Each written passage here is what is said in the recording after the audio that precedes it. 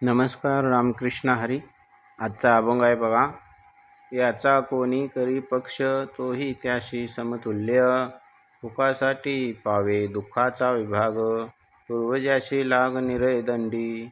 ऐके राजा न करी दंड, जरी या लंड दुष्टाशी.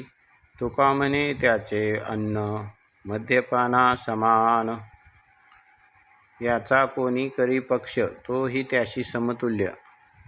म्हणजे चुकीचं वागणारी माणसं, पापी माणसं, दुष्ट माणसं, नालायक माणसं, त्यांचा जर कोणी त्यांना संगत केली, त्यांच्या वागण्याला समर्थन दिलं, तर तोही त्याशी समतुल्य. म्हणजे तो पण त्याच्यासारखाच होतो.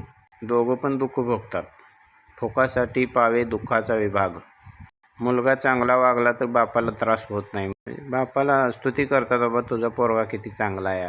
पूर्वजाशी लाग निरय दंडी. म्हणजे ते नरकामधल्या पितरांना सुद्धा त्रास होतो त्याचा. चुकीचं वागत असला, दुष्ट पापी माणसांच्या संगतीत असला तर. ऐके राजा न करी दंड. म्हणजे ही तक्रार वर गेली कोर्टात, राजाकडे गेली, आणि राजानं जर यांना दंड नाही केला तर तो राजासुद्धा दोषी असतो, तो सुद्धा दंडास पात्र असतो. म्हणजे तो पण यांच्यासारखाच झाला. असं तुका म्हणे त्याचे अन्न मद्यपाना समान. महाराज आपल्याला उपदेश करत आहेत की तुम्ही अशा लोकांच्या नादाला लागू नका, त्यांच्या घरी जेवायला वगैरे जाऊ नका, त्यांच्या संगतीत राहू नका.